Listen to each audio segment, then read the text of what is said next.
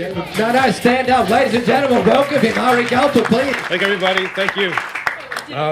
Very kind of you. Didn't have to do that at all. I'm standing over here, and you're watching the video, and I'm looking over here going, sex. Is this like something you put on purpose to distract me? Is that what it is? It's a speaker thing, you get the speaker all distracted. I was like, going, okay, learning sex. Interesting. Anyways, so, look, it's great to be here. I'm a local. I live in Sydney, near Bondi there, and been here for 10 years, and hopefully today will definitely change your thinking on selling in a whole different way. I was just in the U.S. just past last month with a family on a holiday, and when I was there, I did a conference in Dallas, spoke to about 600 financial advisors, and I was one of 3 speakers, and I was the last one on the stage the next day, and there were 2 before me, and the first one was great, did very well, and the second one was a Mr. X. He was a mystery speaker. Nobody knew who he was, and he had a 4-hour time slot.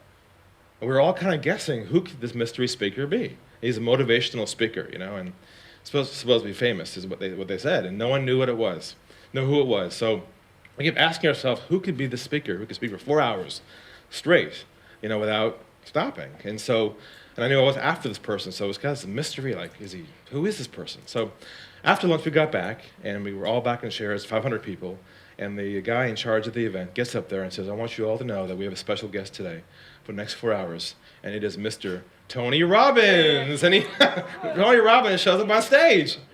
And I'm like, whoa, I had no idea. And I remember telling my dad when I was a kid, I said, one day, I want to get on stage with Tony Robbins. That's like my ultimate goal, And next thing I know, he's on stage, and he just goes for who's been to an event of one of his, right? This guy can go like a weekend without stopping. I mean, like around the clock. He just has like massive energy. So he had the entire room like, how just jumping, and I was like, how am I going to top this one? Just a guy, I'm not that famous like he is, and so he's got the entire room riled up, and I'm thinking to myself, this is interesting. Come on tomorrow morning, and they set the bar a bit high here. So he did an incredible job. It was great to see him there, and so the next morning came up, and people were saying, Ari, good luck, you gotta raise the bar here. I mean, Tony, and you're next, and so I started thinking to myself, what do I have that Tony doesn't have? What could I say and get up there and talk about that he can't talk about? So I started thinking to myself, I said, there's one thing I have that he doesn't have, and that is that I live in Australia, because I know every American wants to come to Australia, and it's on their bucket list, So I got up there, and they showed this video, and they start to hear that, I live in Sydney, I'm Australian, and you can kind of see they're kind of perking up with interest, because Oprah was here, and they're all kind of curious, like, what life is like here. So I'm getting up there and introduced, and I start hearing questions from the audience, like, well, what's it like there? What's Australia like?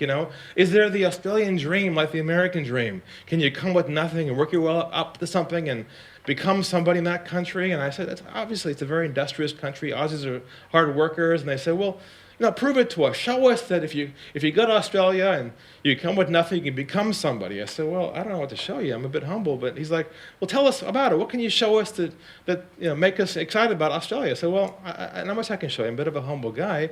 But my wife and I just bought a small fixer-upper in Sydney near the water that we're working on for the long term. We're still painting it, a few windows putting together, and it's a space for us to have long-term for the kids. It's a small little gift to ourselves for coming here 10 years with nothing, starting my Unlock the Game business and kind of growing it. But if you want to show it to you, but again, get your expectations low, because it's not something that I would want to show to a lot of people. They said, well, just show us something. Show us that, show us this place you get working on. I said, okay, I will, but keep your expectations low. So I went ahead and showed them my house. They said, damn, this guy has made it. I said, look, we're still working on the windows. We're still painting it, but we're getting closer. I said, it's a work in progress. It's a bit humble. They're just like, a lot of them are kind of like thinking this is true, because they haven't been here before. Like, God, this guy really has made it, And some of them are like, that's the Opera House, I said, you like the house. Wait till I show you the backyard, because from the stairs, we put this in a few weeks ago, you go into the pool, and inside the pool, there's some really cool views of these fish, and it's just so clear. There's coral everywhere. Of course, they don't know that's the Great Barrier Reef. That's okay. The Americans kind of just believe anything, And so they're just on a high, and they're just like, all right, so there goes Tony on. Now it's me on top, So that's how I started to talk. They're pretty excited. But anyways, I am very proud, though, actually, to be living here. And recently, I just passed probably the most important test of my life. You know what that is? Aussie citizenship, ladies and gentlemen. Aussie, Aussie, Aussie. And I bet you I know more about your country than you do. Who wants to test me? It's in this book. I studied this and finally passed it. So I am very proud of that. So I am here now. So a bit about me on the personal side. So I'm from California. Maybe got the accent there.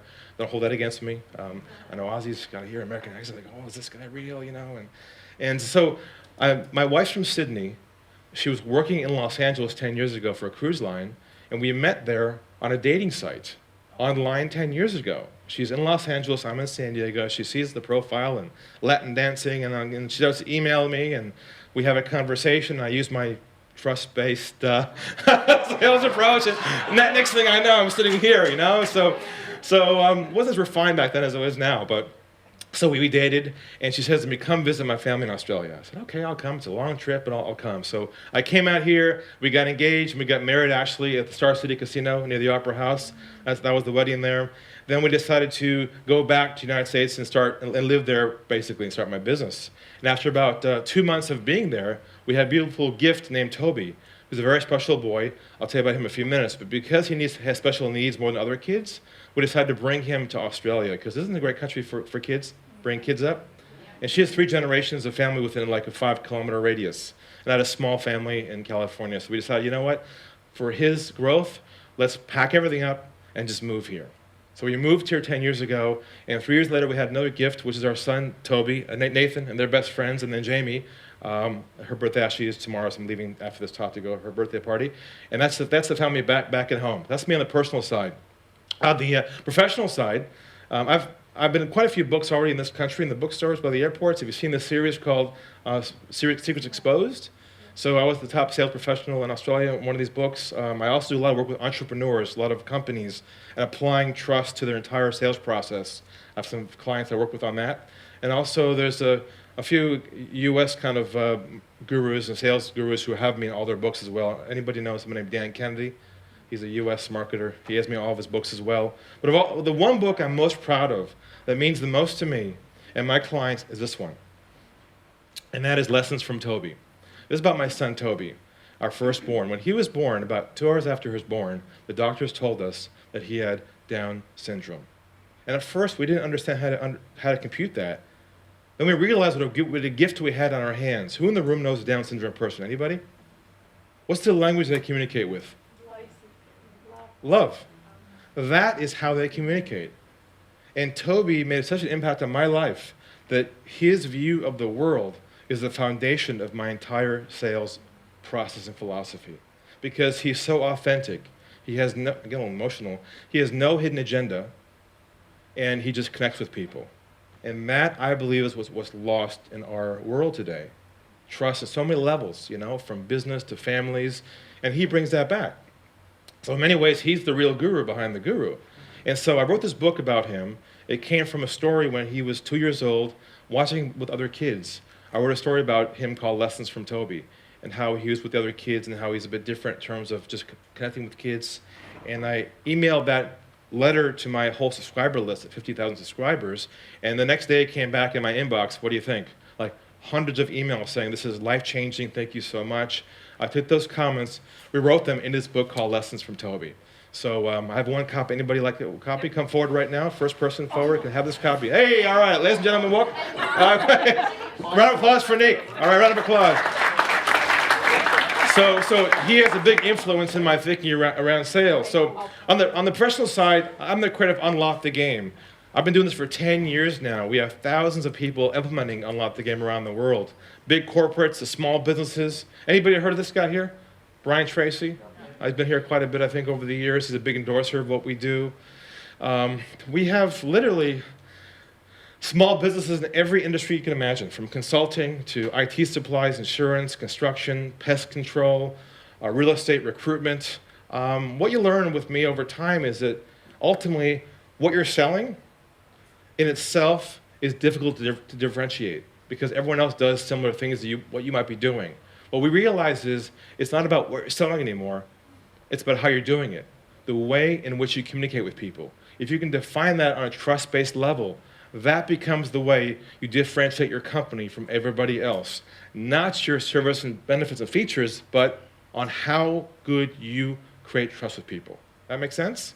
So what I'm going to do, I'm going to walk you through right now a basic sales process. Probably applies to all of you right now, and show you how our trust-based model fits into selling, for those of you who aren't quite clear what this is all about, okay? Let me kind of walk you through a basic sales process. Let me know if I'm off or wrong on this. My guesses are probably pretty close. So step number one in selling is what? Either you call a potential client or they call you, right? Make sense so far? And from there, what happens? You ask them questions, have a conversation, right? If that goes well, then hopefully you schedule an appointment. So far, kind of basic sales process. If that goes well, you make a presentation about what you do when you're offering, and then from there, you follow up, right? And then hopefully you follow up, all goes well, and the sales close. That's basically the sales process.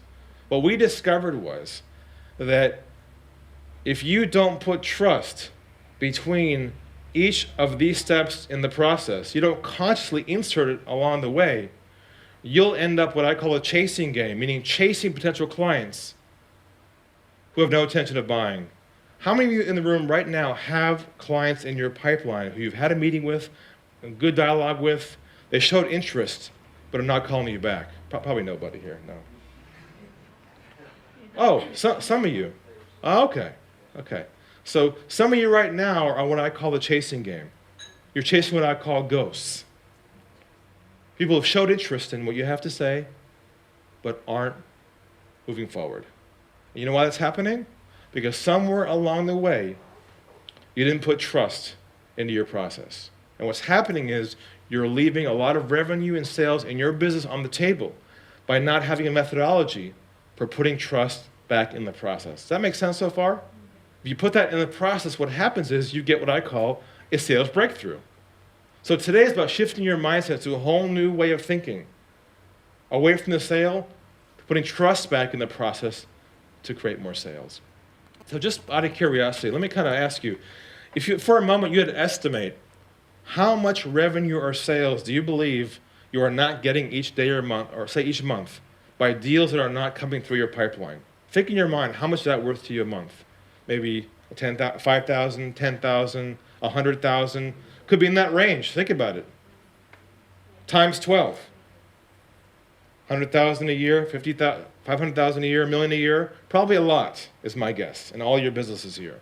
So that's the opportunity right now that you have to recover that income that's being lost in your process by not having enough trust. So my guess is most of you in this room who are business owners, how many are business owners in this room? Mostly probably everybody. Have certain elements that make you credible as a business person, right? You probably have a good product and service. I'm sure you all have legitimate stuff that you're offering to people. You probably even have a professional appearance. You all seem to be professional, so that's not an issue here. Appearance is there, not stopping you from making the sales. You probably have an online presence, right? You have a website, this is social media, so you are out there. That's not holding you back from selling. You probably have some marketing materials that you work with as well, somewhere along the way.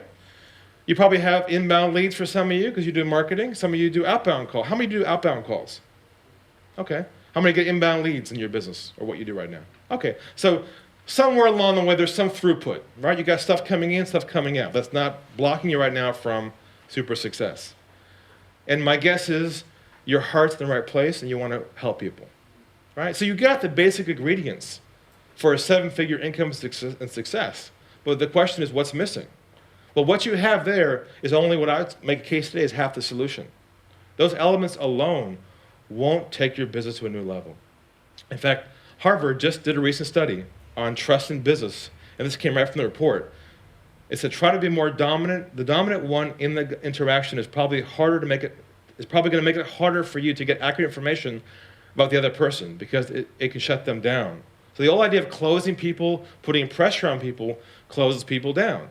So your first goal of the process now is to actually, based on the study, is to build trust first before you show your competence.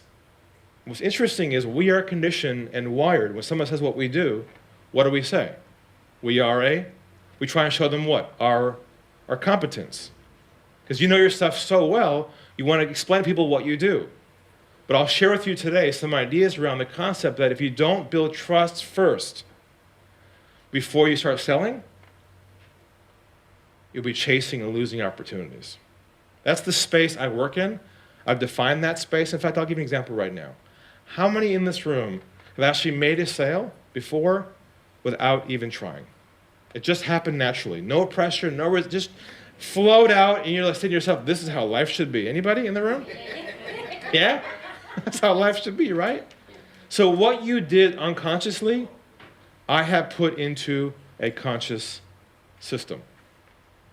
That makes sense? Yeah. So what happens to you randomly can now happen to you like every day. It happens to all my clients every day, those who master this, because they realize they got to stop selling and start creating trust consciously. Okay? So here's the way I look at it. You got to start creating trust through your believability, not your credibility. All those things you can show people, it's not enough anymore. It's about how much they believe that you're authentic and want to help people. So I'm going to hopefully today move you from here, focusing on your pitch, your solution, what you do as a company, to focus on how well you can put trust back into your process. Okay? So what is trust? Trust is a feeling, isn't it? It's not something you can see it. It's something people feel. It's intuitive. It just happens naturally. It's not even logical. I'll give you an example. What if you have the back pain in the back of your neck and your family says to you, you should go see a chiro. They can really help you out. But you say to yourself, never been to chiro, what do you say to yourself? I don't want someone touching my neck. I don't trust that, right? But they say to you, you should really go. They'll help you in so many ways, and you finally decide to what? To go. Do you actually go online and research this chiro? Do you call the association to identify any issues with the, anything logical in that decision? No. That was all based on what? That trust is what you can actually create and systematize back in your business every day to have that genuine feeling all the way through your process to help your company grow. Okay? So here's what happens to happen today. I'm going to help try and shift you from selling what you have to becoming what I call a trusted confidant. A trusted confidant. That's defined as this: a close friend or associate to whom secrets are confided, or with whom private matters and problems are being discussed. That's the level of communication you need to move to with people and clients out there so they feel comfortable telling you what? What their true issues are. Is that a good place to be with clients? Yes. That's the place we all need to be every day with clients. And unfortunately, they have their guard up and a wall up, and we're trying to sell, and now it becomes a battle. So today's about breaking that down and going to a whole new place. You okay with this so far? Yeah? Okay, so let me start with my story behind this concept and then begin to share with you things you can do right away. So about 9 years ago, I was a sales manager back in California, and I was managing a group of salespeople, about 18 of them. We were the first company that provided live stats on the internet to track websites, like hits and page views and online statistics. That's all like free on Google now, but back then it actually cost money, believe it or not. And so we were growing quickly. I was managing 18 people, but my job was also to bring the large accounts, the big opportunities. And for 6 months, I was working on one customer, one client, and if I closed a sale in itself, it would double the revenues of the entire company. So you can imagine a lot of excitement around this opportunity. My contact finally agrees to a conference call with all his decision makers in New York and us in our conference room in California for a live demo and a final call for bringing this together. So I'll never forget, it was a Friday at 4 o'clock. I came in the office, and the whole office is like, Ari, high five, and they're already counting their bonuses for the year, and they're putting pressure on me. This is a kind of big conversation, and I go in the conference room with my director and myself. We close the door, and there were like windows like this, and they had their ears against the window, so they want to this is like they're counting their money already. I'm like, guys, I closed the blinds down, just go away. And so I had a speakerphone in the middle of the table. I dialed the number my contact gave me, and I dialed right into their offices in New York, in their conference table. And the call goes right into their offices, and in that room everyone in that room is a decision maker. I'm hearing people talking. My contact says hello, and he begins to go around the room doing what? introducing everybody. And they introduce themselves. They say, hi, my name's John. I'm the head of sales. Hi, my name is Michael. I'm the CEO. Hi, my name's Julie. I'm the head of marketing. I'm saying to myself, what? This is the dream call. Because everyone in that room is a what? A decision maker, right? This is what we all kind of hope to get to eventually at the end of the sales process. So I'm like, yes. So we go around the room, and I begin to demonstrate our product over the web, showing them all the statistics, and I start showing them everything on the web, and I start to hear noises like, wow, this is amazing. We can use this. This is great. We can save money. We can make money with this thing. They start asking me all kinds of questions, and I had all kinds of what? Answers. This call was like a love fest on the phone. Who's been there before? You know that feeling? They got the questions, you got the what? Answers. There's no resistance. You're saying to yourself what? This is slam dunk. This is how sales should be. I'm already I'm elevating off the floor. I'm like, this is awesome.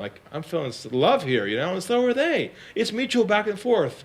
And I'm doing everything I'm trained to do in sales. I'm overcoming objections. I'm trial closing. I'm building rapport.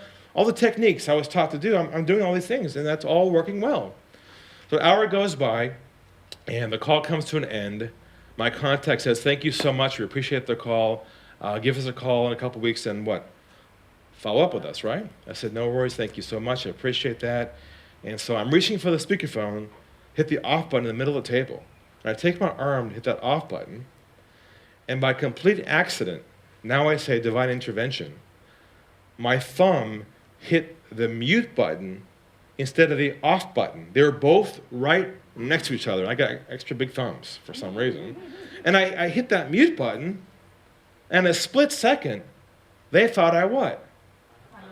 Hung up the phone. And a little devil on this side of my ear says to me, pull back. Go to the dark side. Listen in. Go to a place where no one's ever gone before and say, listen, be a fly on the wall. Hear what they have to say.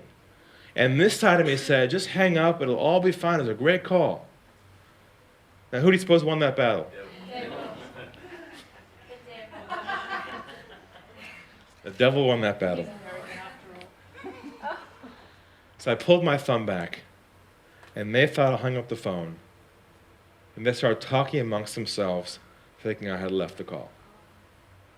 Anybody guess in the room which that I may have heard? We just had a great call. She's like, we had a great call. What do you suppose they were saying?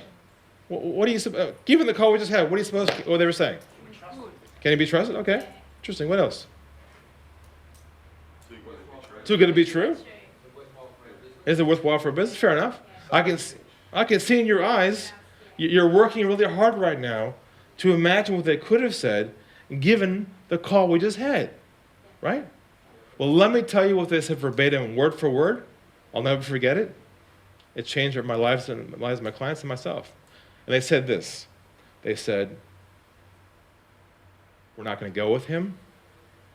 Keep using him for more information.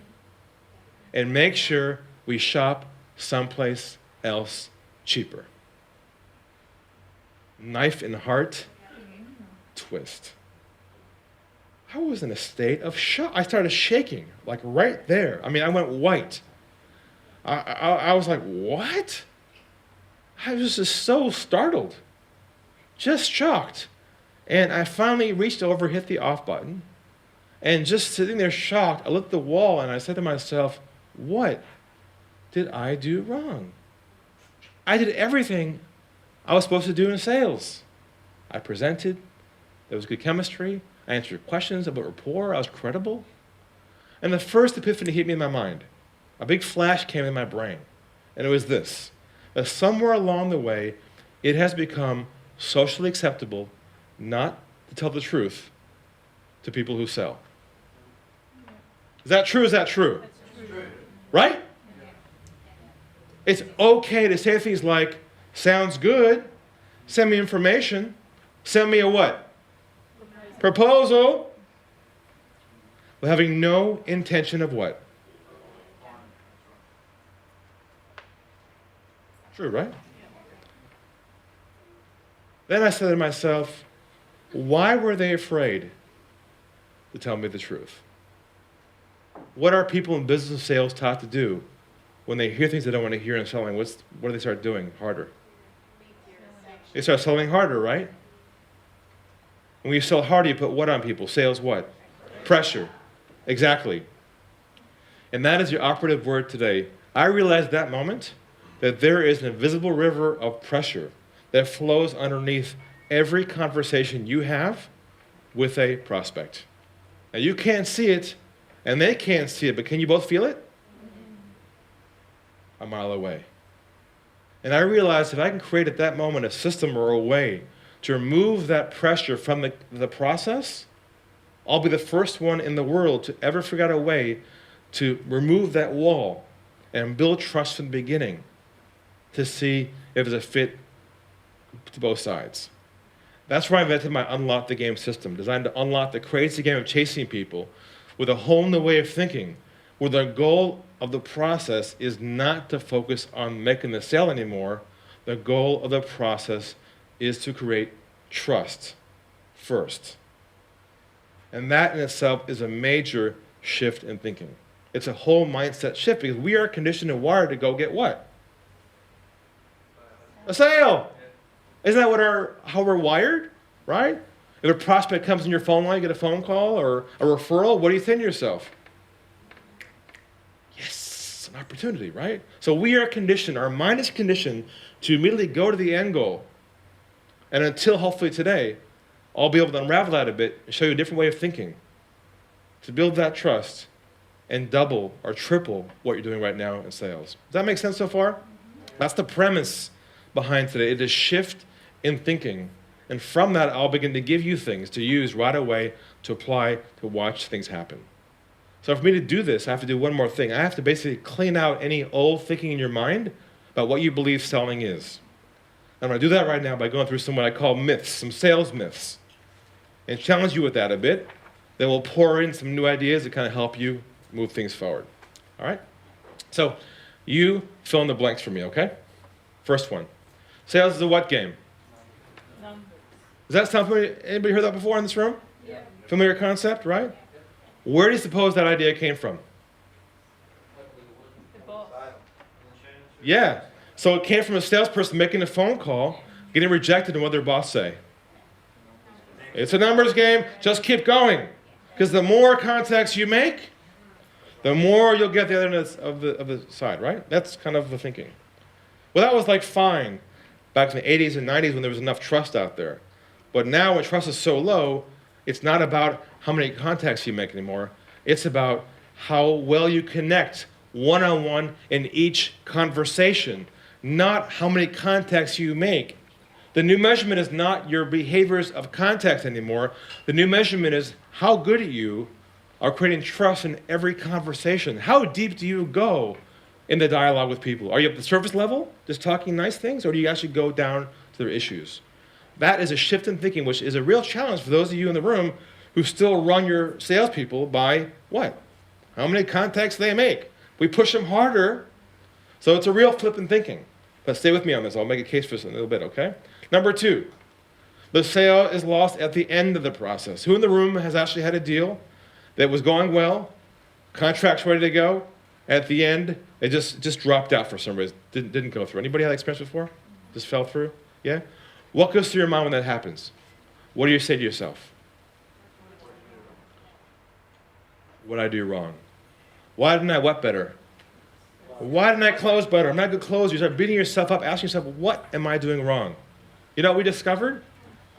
We discovered that the sale is not lost at the end anymore. It's actually lost where?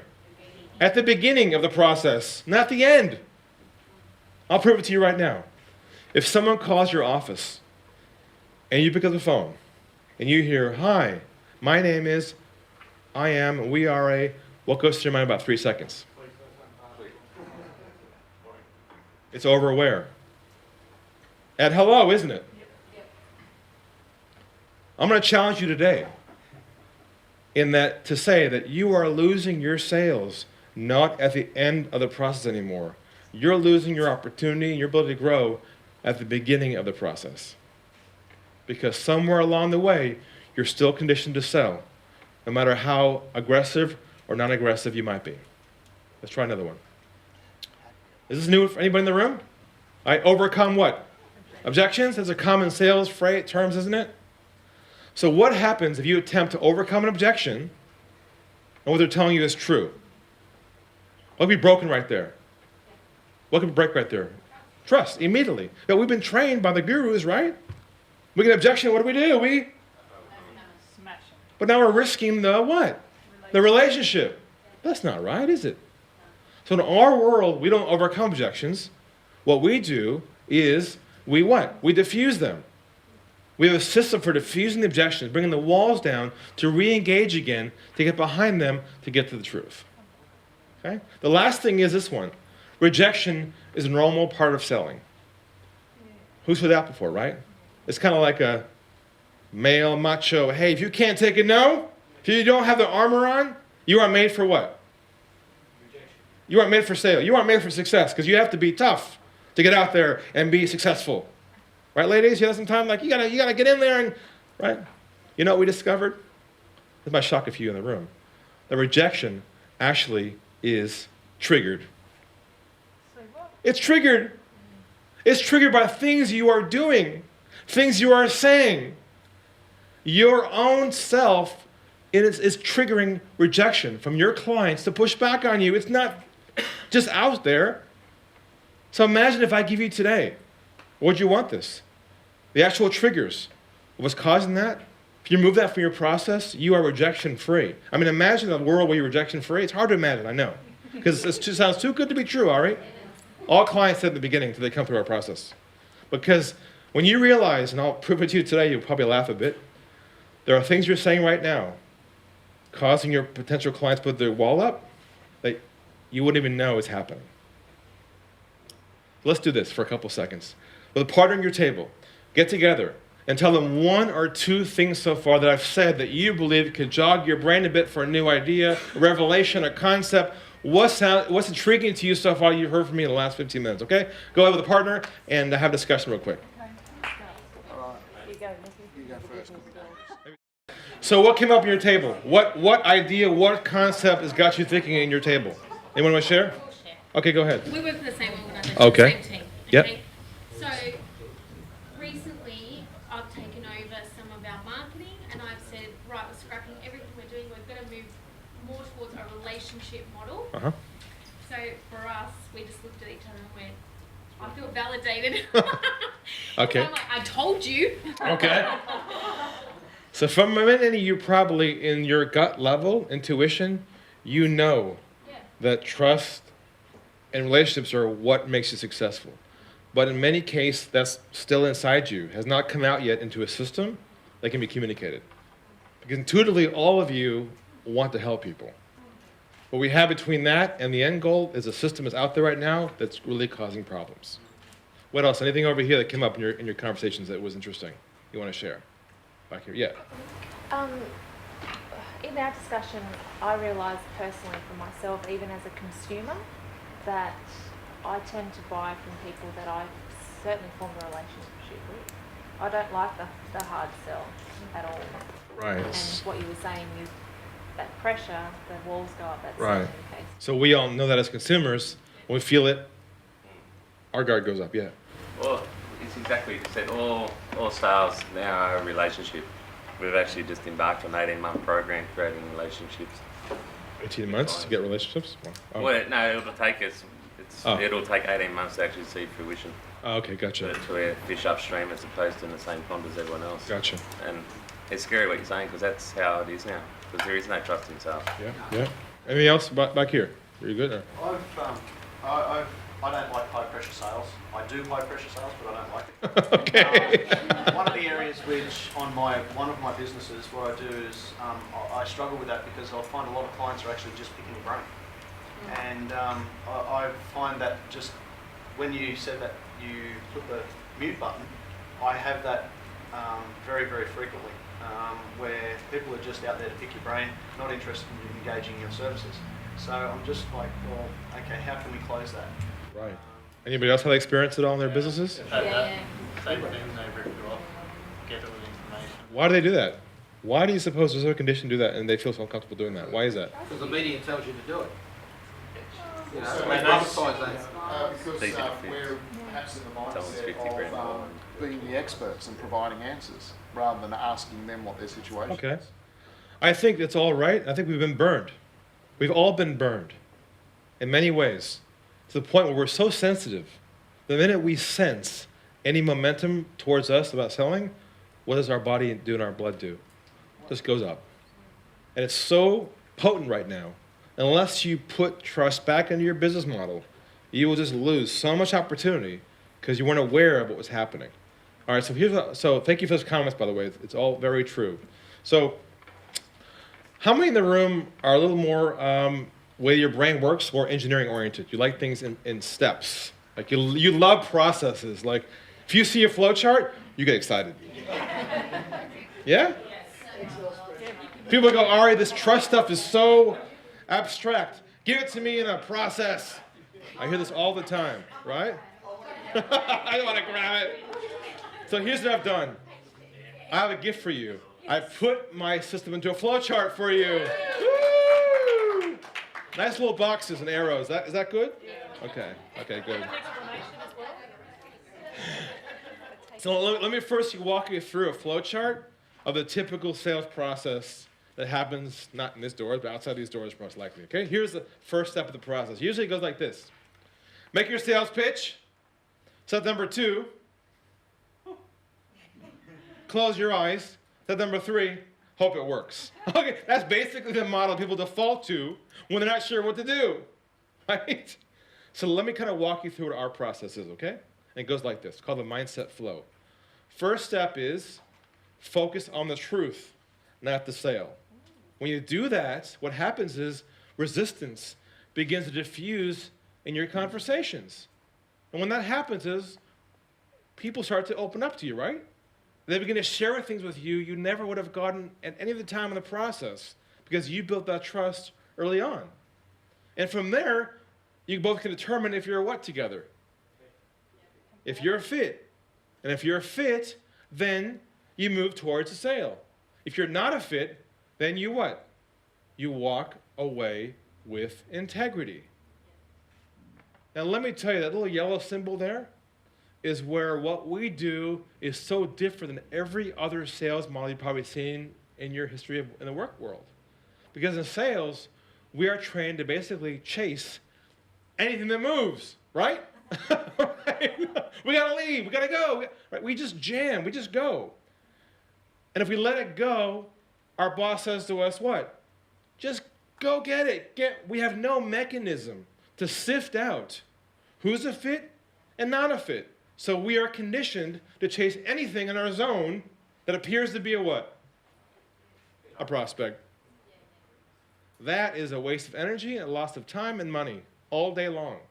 Unlock the Game is the first ever method to sift out and identify the truth of who's a fit with you and who's not. So you can actually tell the potential client, guess what? You're not a fit for us.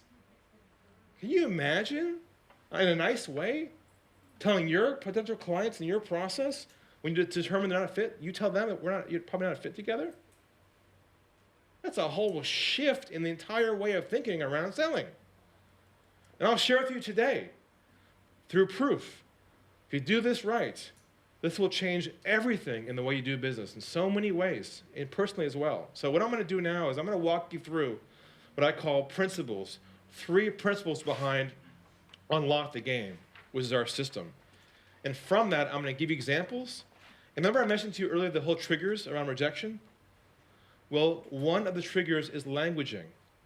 I've invented my own what I call trust-based languaging. My own words and phrases that we use to replace sales words and languaging that cause pressure and guard to go up. And my guess is somebody in this room might be guilty of using that languaging, and we'll discover that in a little while, okay? So let me kind of walk you through the principles behind our system and give you some of languaging to show you how it all works, it all comes together, okay?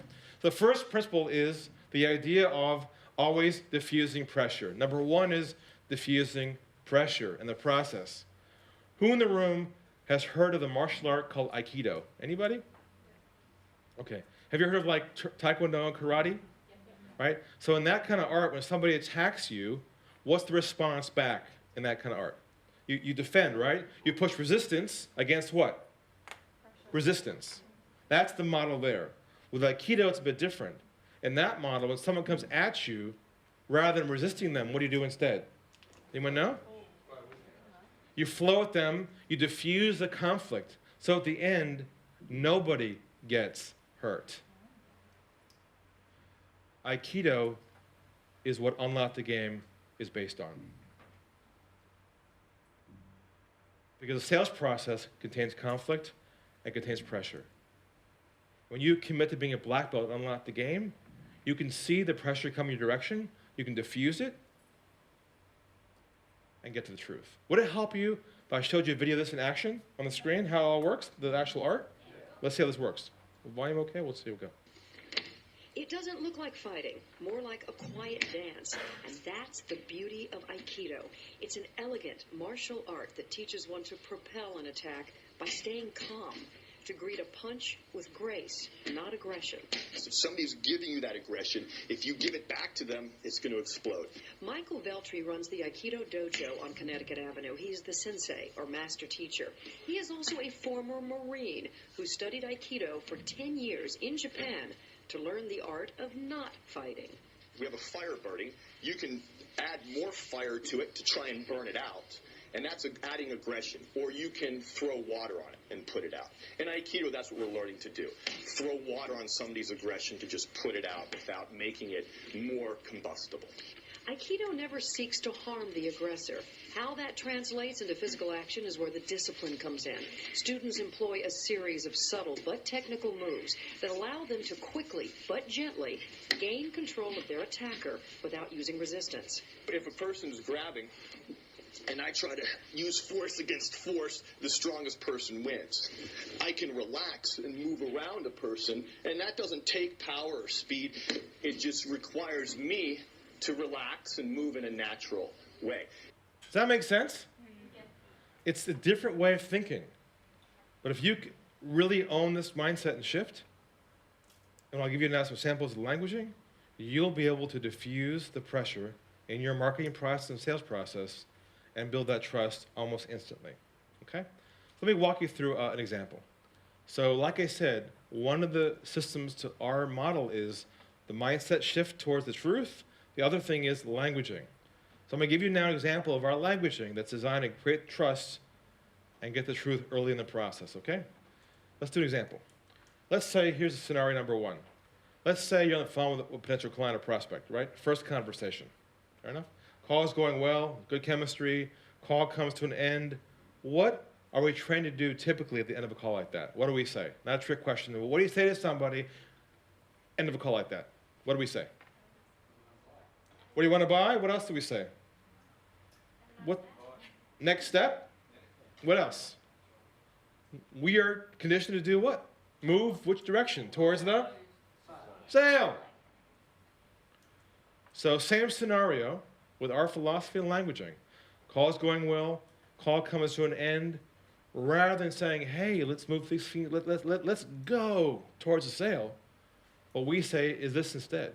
We say, where do you think we should go from here? And I'll say it again. Write this down. Where do you think we should go from here? How does that change the moment? What are they thinking right now? What's that? They're empowered. Okay. What else? What is happening right now in this moment? Let them decide. What else? Lower resistance. First of all, they are in a state of shock. And you are probably too, right? He's like, what? Why is that? They can't believe They're being treated like a human being and not a prospect. This, for them, surprises them. They're not used to this honest communication that's not designed to move them towards the what? They can't believe that you're willing to actually listen to them. And my guess is most of you in this room probably are great listeners. But as you're listening, you're saying to yourself, what? This is looking good. Oh yeah, definitely. Oh yeah, this is definitely this is my month. This right? Right? There's the cruise. There's the bonus. There it is. Are you being 100% present in that moment with somebody? Can they feel that from you a mile away? Absolutely. So what did you notice when I said, where do you think we should go from here? How did I go about saying that? What did you pick up on that? What's this? Okay, tone, voice. What else? Calming. Deliberate. A bit of pausing. Let me tell you, the other trigger to rejection is your delivery. The speed in which you come across. Not pausing, not slowing down. All these things send the message that you are just out to make what? The sale. And this is tough, because I know. When you hear silence in the conversation, you're thinking to yourself, what? Shit. I gotta say something because no one's talking. Because you feel obligated to keep going because you feel like if you don't keep going, what's going to happen? You see how wired we've all been? We're so conditioned to this end goal that our behaviors, how we come across, even the words we use, send that message, which causes us to be in the chasing game, losing all that opportunity. So languaging and delivery are keys to literally removing rejection and chasing from your entire process. Let me tell you, if I left today right now, just took off, you had that one phrase, and you use that in your offices on tomorrow and all week long, you watch what will happen. It is so potent. Now, keep in mind, this is not a script. You can't say, hey, where do you think we should go from here? People go, Ari, that's a great line. I'm going to write it down. I mean, you have to have the right mindset. Your goal cannot be what? The sale. Your goal is to diffuse that pressure using Ari's trust-based languaging to be authentic in this process. You can't disconnect. A lot of gurus go, oh, ask questions, be consultative, add trust. They don't know how to do that because they haven't connected the dots together like we have. In the right mindset, right languaging, you build that authenticity early on in the process. Now, what's interesting is when you own this concept and deliver this right in that moment of that scenario, what will happen is they'll say to you, well, I do have a question. What about this? If they are a fit, you know what they're going to say? What do you think they'll say to you? Yeah.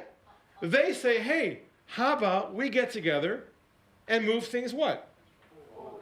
They move the sales process forward versus you having to think, how can I get this guy over the line, right? That's stressful. That puts you at one level lower below the person. So it's quite potent. In fact, last year, I was asked to speak at, and I accepted, at Telstra's Global Sales Conference at the Darling Harbor Conference Center there, like 1,000 people in the room, reps, And I did this talk, a lot longer than this, and I gave them this one phrase. I said, look, I want you to leave this week after my talk and email us after you attempt to try this languaging in your sales process. So the next week we got an email back that looked like this. Hello, Ari. I thought I'd drop you a quick line to say thank you for speaking at our conference in Sydney. Initially, I thought your talk about objections would be a waste of time. I love that. However, I was wrong. I tried your simple, where do you think we should go from here with a customer the other day. As it turns out, help me secure a $400,000 contract. Good round of applause for Ryan for trying this. With a simple shift in that one languaging, the client felt comfortable opening up with the last obstacle left to make the sale happen. Pretty impressive, based on the fact that I didn't know anybody in Australia still trusted Telstra. Yeah. That's what probably hired me. They're still working on it. So that's the key principle there is diffusing pressure. Let's try number 2. Number 2 is this notion of getting to the what? The truth. People go, Ari, what does that mean? It just sounds so abstract. What that means is helping your potential clients in the process reveal to you and tell you what they're actually thinking. What's on their mind? What do they really need? At a deep level. I'll give you an example of this, to actually in play, a real life scenario. Recently, somebody called our office in Sydney, got through my gatekeepers and got through to me, and the phone rang, and I picked the phone up, and I heard this. I heard, hi, my name is Michael. I'm with XYZ company. They're a big corporate. You recognize the name? They're like this big building in the CBD in Sydney, big company. I'm the head of global sales, and we're looking at bringing a thought leader to change our culture.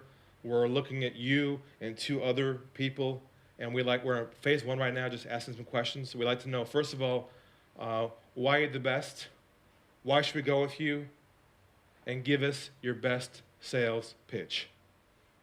Did you hang up? He's putting what on me now? He's pressuring me. It goes both ways, doesn't it? He wants me to start doing what? Selling. Isn't that the game, though? Is that the game we're supposed to be doing now? Is start doing what? Selling?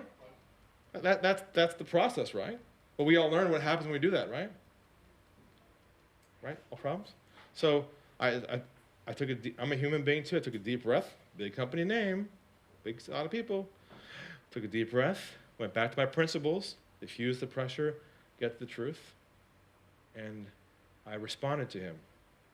You want to know what I said to him? Here's what I said. I lowered my voice and I said, well, isn't that interesting? Because over here at our company, we have a very similar process to you. We have a phase 1 where we ask some questions, gather information, see if we're a good fit. Then if we're a good fit, we decide where to go from there. Would you be open to that? That's all I said. All I said. Next thing I hear on the phone is, guess what? Silence? Nothing. Not a word from this guy. It's like a pin just dropped. I couldn't hear a thing. I said, is he still there? Next thing I hear on the phone, I almost felt a breath, like he actually breathed, like a human, like a real, he actually breathed through the phone, like I felt a breath almost in my ear, like he's waking up. And he lowers his voice, and he says to me, okay, what kind of questions do you have for me? Next thing I know, we're having a normal conversation. No one's playing games. No one's huffy-puffy. We're having mate-to-mate, human-to-human conversation. And in that dialogue, I discover, 1, he's not a decision maker. 2, he has no budget. And 3, he's just curious as to what I do. So I sent him off very nicely and gracefully to my site for some free information. He was quite happy with that. He was thanked me very much for the conversation, and off he went. We hung up the phone. What did that just save me months of? Time, chasing, what else? Angst? Going against your own principles. Actually, there's this drug that's in our bodies. It's activated at moments like that. You know what it's called? Hopium. You know the hopium drug, don't you? You know the come on, you know the hopium. You go home, you tell your husband and wife, guess what, honey? This is the month. I got the deal. We're gonna double yeah, you know the hopium drug? You get so excited. You follow up, you call them, and you're like, this is great. They don't call you back. Something starts to happen. You start to kind of like crash, like a drug. You're like, this sucks. This is terrible. You know the hopium drug? We all got it. We all got it. It's all in your bloods. You know what unlock the game is? It detoxes you from that. It detoxes it out of your bloodstream. So you are no longer manipulated again in the sales process. And you bring the person's humanity out and you both have a normal conversation to see if it's a what together. How does that sound? Wouldn't our world be better with this? Our lives? Like, are you starting to see how this is like goes maybe beyond sales? Anyone in the room? This isn't sales training. What is this really? What is this thing? It's trust training. It doesn't exist outside these doors, except through us. I'll tell you a story.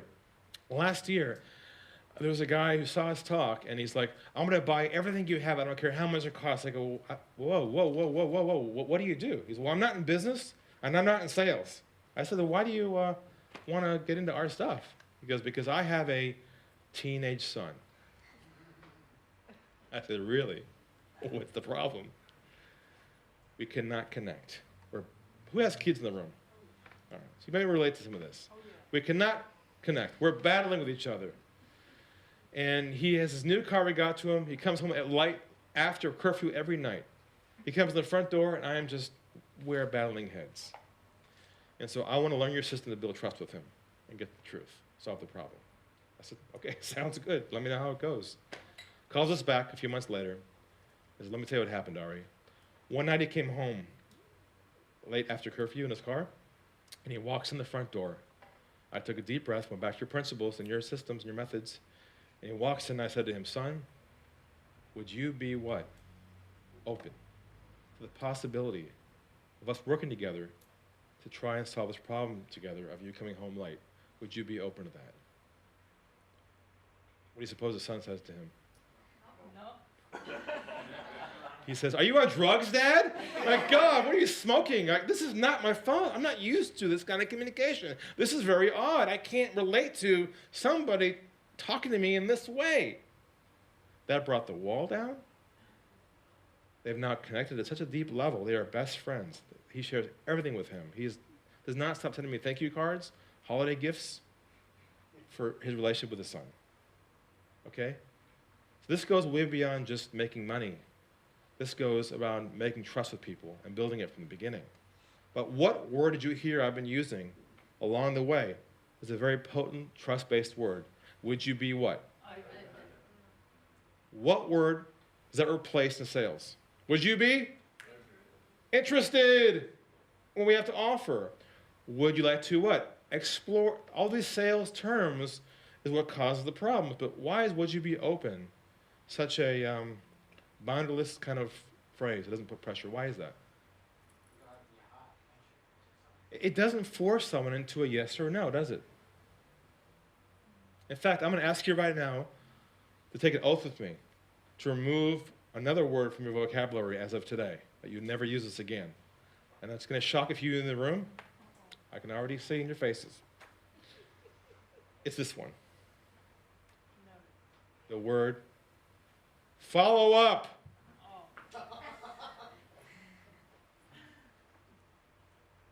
Uh-oh.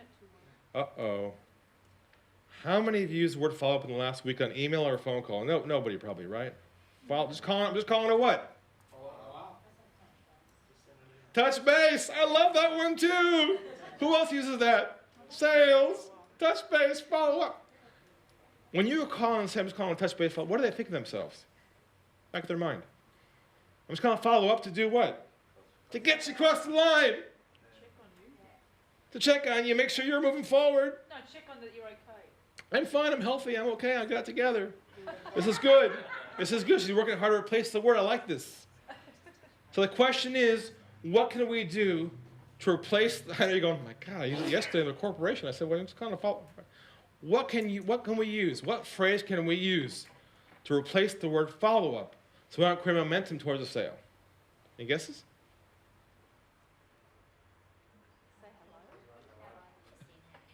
So it's interesting how hard it is for you to come up with a phrase that is neutral and won't create pressure on people to get the same response. And that is because you still have layers inside you of what you believe you can tell people. Because you have what I call sales armor on. You know what armor is? That means you're very careful what you say to make yourself vulnerable. Because you believe, or you've been conditioned to believe, you have to have all the answers, be perfect to make the sale. That's a heavy burden to carry every day at work. Trust me. Let me share with you the word now. Rather than saying, I'm just calling to follow up, what you can say instead is, I'm just calling to see if you have any feedback from our previous conversation, from our previous meeting, from our previous whatever. What direction is feedback going? Is it going forward? Where's it going? Back. The complete opposite of what we're trying to do in sales, which is go for the sale. I'm going back. Let me tell you, when you own this concept and you deliver this right, you watch what will happen. They'll start opening up to you like there's no tomorrow. You'll be like, oh my God, he just started talking. You'll be shocked. You go, this guy Ari was right. I just changed one phrase. Quick story around this. Number 3, by the way, real quick, is being a problem solver, okay? How to solve a problem. I'm going to mention this real quick. This idea is where you get ready your sales pitch. How many in the room go to like those meetings and like network meetings in the mornings, like where you meet people? You get like 3 minutes and they say to you what? Your time's now, you got to go and give your best what? And there you go. Back again, making that pitch. We have a way to convert your sales pitch into what we call a problem statement. Phrases designed to solve the problem help people solve problems you solve. So when they hear the problems that they have, they connect with you. That creates the trust. And here's a story for you around this. A few years back, I went back to the US for a big opportunity for a big high-tech computer company. They sold laptops and hardware. And the room looked like this. Older guys in the room, 30 years in sales. And I was hired for a half day to come back and help these guys kind of change their way of thinking. I did my half morning talk. It was about lunchtime. And I felt in the corner of the room about a pack of guys going like this. What are they saying? What are they thinking to themselves? What are they saying to me?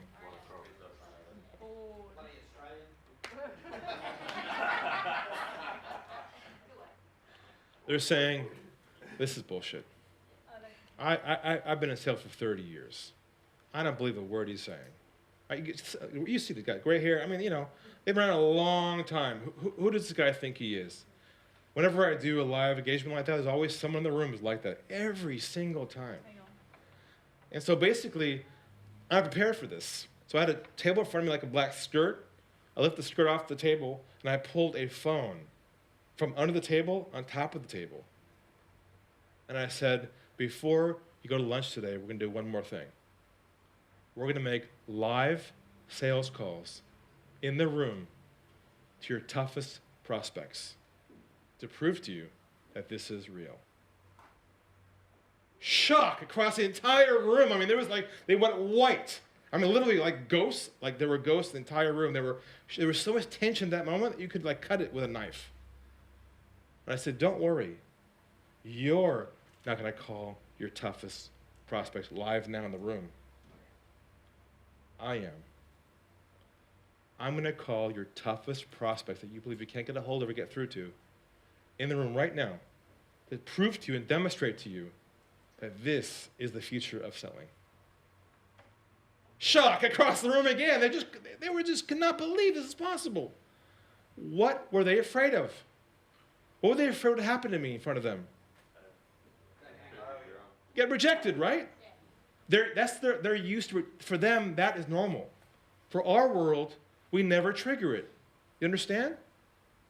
So finally, this guy like runs down with a big folder, like heavy set guy, you know, ties kind of this way and gray hair, and kind of stumbles a bit, kind of come down, and he says, "Look, I got one for you." I said, "Come on down, bring it on down." He says to me, I'll never forget. He goes, "I'm a win-back rep." I go, "What's that?" He goes, "My job is to win back the lost accounts we lost over the years. I've got 10 clients, all I've got. They're each worth $1 million and above. There's one client of ours we lost last year. We shipped them laptops for an important meeting, and the whole box came destroyed. Like every screen was broken, it was all in pieces. They were so upset with us, they ended our contract with us. We lost $1 million a year in revenue because of that. And my job was to get back in the door, get the decision maker, and get this thing going again. It's been 6 months, I cannot get anywhere because I got blocked by the what? The gatekeeper. I try to go through her, around her, every trick in the book. I can't get anywhere. So here you go, Ari, you call. I said, well, hey, thanks for an easy one. Now look, the room's still in a what? State of shock. They cannot believe I'll do this in front of them and get destroyed. They just don't want this to happen. So I said, no problem. Let me have your business card. I've got a business card in front of me. Gives me the number of the office, right, gatekeeper. And then the phone is pre-wired into the entire room. So I hit the dial button and I'm like, shh. The dial tone came up in the entire room. They're like, they can't believe this is happening. I dial the number in front of them of this contact. It goes through, phone rings, and the lady picks it up, the gatekeeper. She says, hello, this is Julie. And I said this. I said, hi, Julie. My name's Ari. I'm with XYZ company, and I'm hoping you can help me out for a moment. All I said. Now, what do you suppose, how would most human beings react to that? What do you suppose she said? Of course, she said, how can I help you? We now have what we call a two-way dialogue at hello. For those of you who do outbound calling, this is like gold I'm giving you right now, okay? So that's how you create two-way dialogue at hello. So then I said to her, I said this, I'm just calling on behalf of myself and my company for only one reason, and that is to apologize. Apologize for what happened last year when we shipped you the shipment. It came destroyed, and everything from there turned bad for everybody. I was just calling to apologize for that. That's all I said. And there was silence. Then what do you think came next? She says, well, let me tell you, I was there. She starts talking and talking. I opened the boxes. I couldn't believe it. She says, I signed the agreement. The room's like, what? Like the entire room's shocked. Like she signed the agreement. They had no idea. She's let me, I was there. She starts talking, and I'm like, put her on mute. I'm like, back to mute. Talking, like it's like she the entire year was waiting to tell someone what? The truth. And she starts talking, like you just hear the passion of what happened, and like she's letting it out like steam, you know? And after about 8 minutes, she finally kind of comes to a conclusion, says, yeah, it kind of ends the story and kind of calms down. And I'm just sitting here, I'm just listening. I'm not selling. She calms down and finally relaxes. And then I said to her again, I apologize for what happened. Then I said, would you be what? Would you be open to the possibility of considering us to reopen a conversation again, to heal the old wounds, see if we can begin again in a fresh start, given that we want to work together, hopefully in the long term? Would you be what? Open to that? What do you suppose she says to me? She says, sure, I have the diary of my boss in front of me. What's a good time for you? I said, thank you. It'll be myself or my colleague, because I'm not going to be there. One of us will be, I'm flying back home. One of us will be there on the call. She said, sounds good. I'll write the names down. We schedule the time. And I say, thank you. I'm about to hang up the phone. I was about to hit the off button. I hear her say what to me? What did she say to me at the end? She thanks me. She thanks me for calling. I hung up the phone. The entire room was just like, doing that, but like high five, like the wave, like on the shoulders, like the football thing. Like they can't believe like God just descended down in their office and like they can see a whole new world for the first time. What just happened there that allowed me to do this without fear of rejection? What did you learn today from me? Well, you displayed that there. One, I was focused on what? The truth, not the sale. What else do you see I did there? What language did I use? What did I say? Huh? Empathy? Authentically connected with her? What else? I listened. What a concept. Anything else? You respect the person who answers the phone. You don't have to wait until you Yeah, I actually respected the person. Is that a kind of an odd thing in sales and business? Like, to me, that should be normal. We lose all that when we get to work, don't we? You know what this is? This allows you to humanize your life again around business.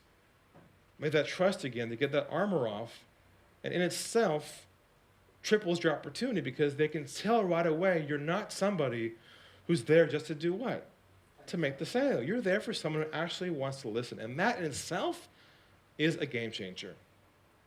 So the question to ask yourself is, where in your sales process right now are you losing the most opportunities? Where in these circles? Where between your current process are you losing it? Where is your money stuck right now? As we go around the circles here, that's where we got to start thinking about where the opportunity is. I'll tell you a little thing about Toby. I said to myself, what happens one day if he goes into sales? How would he be? How would he be? He'd be transparent. How else would he be? He'd be honest, trustworthy. He'd probably kick all of our butts, you know? Like, he is how we need to be. And this Unlock the Game system is about becoming more like him. So we can become who we were a long time ago. We lost along the way playing the sales game and getting our butts kicked and losing opportunity. That's why it's transformational. And my vision is to take Toby's way of the world and basically get it out to the world and change the world for trust. That is my vision. That's why I'm here today, is to kind of help spread that message, because if I can ripple it around your worlds, it gets spread about. We can change the world in many ways. Because I think what's changed now is that we're in a world of much more conflict than ever before, aren't we? Governments, politics, wars, families, business. In fact, customers have the least amount of belief that ever in business. They lose faith in us. And in many cases, the gap between what your agenda is and their agenda is what? Is widened. So I looked for some model of how to get this word out, and one of the models I discovered was Gandhi, and his quote is this: be the change you wish to see in the world. Change your world around you, and things start to happen. So my goal is that we can put trust back in the sales business world if we make those changes, and we can do it together. So if what I said to you resonates with you at a deep level, and you specifically in this room are a consultant or a coach or an advisor or a trainer, I have an avenue to help you take this to your clients and help make the impact in their worlds, let your sales go up and impact them. And it's called my Trust-Based Mentor Program. And for the last 10 years, I've been the only one delivering this.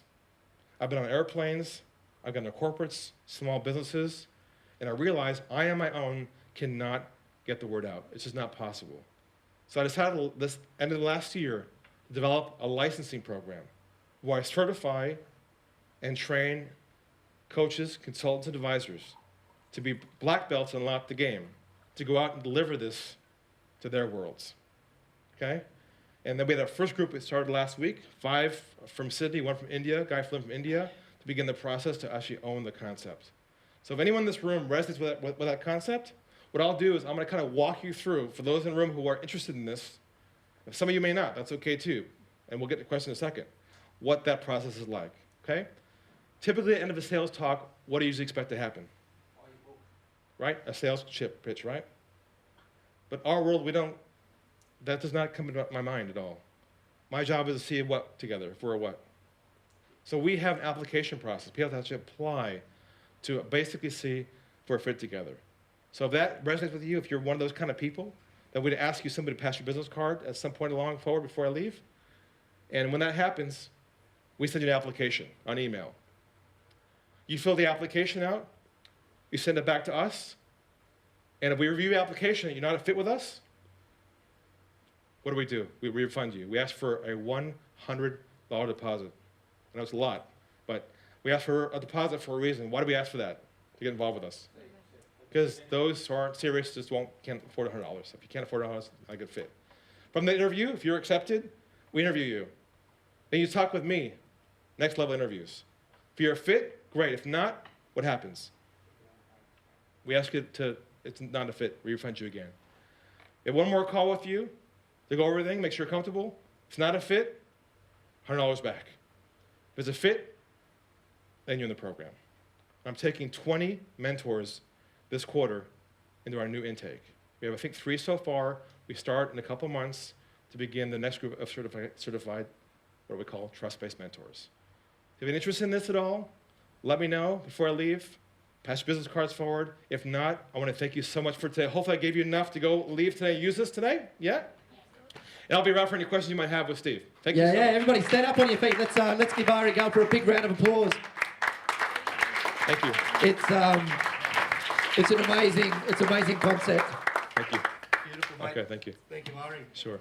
So we're going to open up to you guys now to get your thoughts. What did you think? Does it change the way you think about selling, or has it just reinforced even more what you already knew, but perhaps you weren't doing it as well as what you should have? So, guys, let me know your thoughts. Any questions? Was it valuable, first of all? Yes, absolutely. And I can talk from my experience. Sure. But we've actually members of a similar group, and we've got friends up in Queensland. Their names are Trish and Randall. If we can talk about Trish and Randall, yeah. Lovely people, 4 beautiful children. And you spent a bit of time with Trish and Randall, didn't you? And what can you sort of talk us through that process? Well, what happened was they had us come in and work with their sales team. And what happened was it became so transformational, it spread across the whole company. The marketing department got involved, customer service, collections. They ended up using our language across all their communication.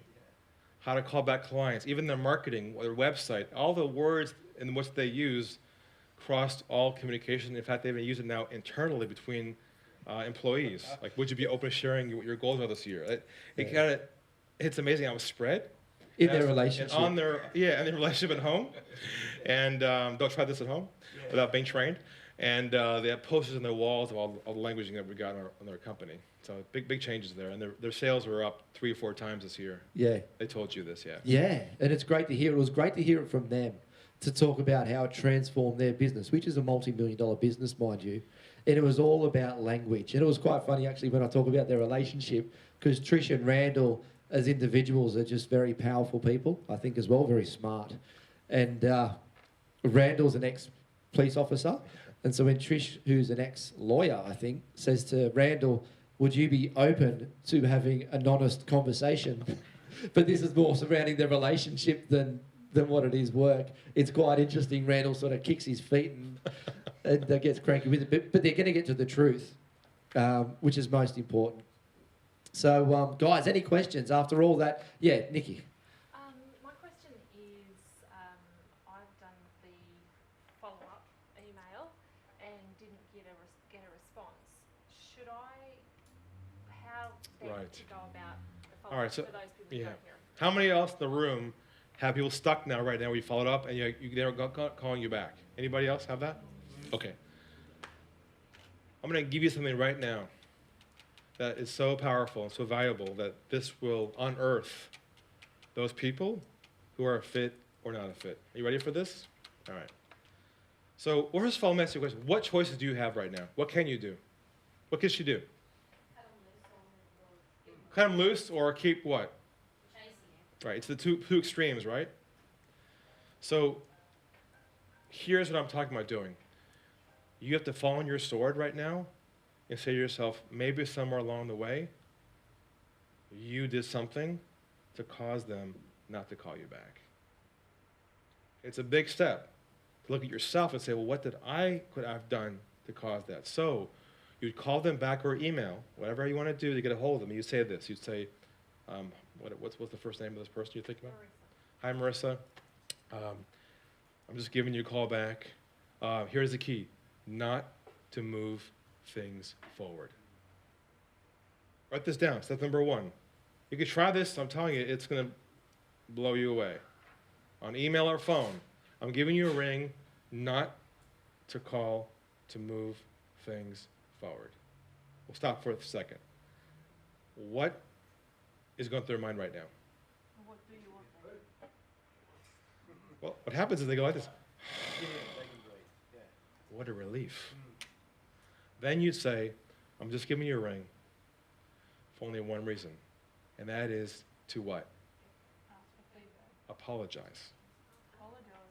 Hold on, hang in there. It's a big, I know. I'm calling to apologize because I haven't heard back from you, and I assume maybe it's something I did along the way. Maybe I didn't answer all your questions. Maybe I missed something. Maybe you weren't comfortable with something, but for some reason, I wasn't able to convey that with you. First of all, could this be true? Oh, it can't be true. There's no way you can make a mistake. There's no way. It is possible. Sorry to interject. It's okay. If I received that phone call, Yep. I'd say, no, he's lying. He's not really sorry at all. Oh, hold on a second. This is very good. I'm so glad you said this because if you use this as a script and it's not what? His reaction. But when you are authentic on this and this is real and you own this and maybe it is you and you convey this calmly and slowly with true authenticity and you say, I'm only calling for some feedback to find out how I can improve for next time around. What do you suppose will happen? If done with total authenticity, yes. I've seen this before where then the person goes out of their way to apologize themselves and say, sorry, I was busy, I was this and that. What happens is this brings out the truth. The only thing left, what they say to you is, well, no, it's not your fault. It's X or this. The question is here is you don't know why they're not calling you back, right? Do you? We don't know. It's a huge mystery. So your goal right now is to get to the truth. It's the only way.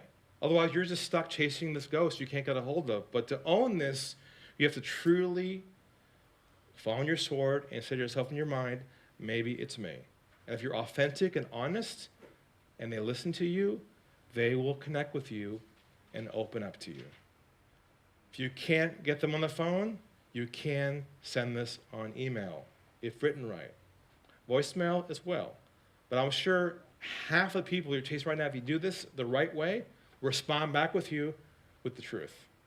And you might find those people who have had one more question or it's their fault, or you don't know. They might be traveling. You have no idea. So this is advanced level stuff I'm giving you. This is like black belt level I just gave you right now. You got to own the concept first before you do this. Because you're right. If it's not authentic and it's a trick, whatever, it's not real. Yeah, and I can talk from experience. We actually implemented this into our company when we chased the bigger clients. We weren't getting calls back, and there was a level of frustration around that. What are we not doing well? But when we started to just find the truth, the reasons they weren't getting back to us had nothing to do with us. They'd just gone somewhere else on some occasions. But because they'd gone somewhere else, they weren't willing to share that with us, and they weren't returning the phone calls of the sales guys. But when we took a softer approach and just apologised and said, is it something we did or didn't we answer something correctly? Oh, no, not at all. We just went with X, Y, Z because we've had an existing relationship with them or for some other reason. But it took a lot of that frustration off the table because we weren't there guessing. So me as a director of the company, I'm looking down at the sales teams and I'm going, guys, we want results. What happened with this client, with this? We don't know. They won't return our phone calls. They were the old conversations. The new conversations, we actually have the truth. And it is just so valuable because we can't fix what we don't know. Exactly. So if there is a flaw in our sales process, we get to that answer a lot quicker. Or if it's just someone else, we actually get some layers as to who our competition is and why they're going somewhere else. It works. It's very simple. It's deep. This is a deep concept. You have to kind of own this before you deliver this. Otherwise, it's not authentic. Make sense? Yeah. Sure. Any other questions, guys? Anybody think that they can implement some of this stuff into their business? Yes, Daniel. Yeah. Because it's a whole trust thing. You've got to create.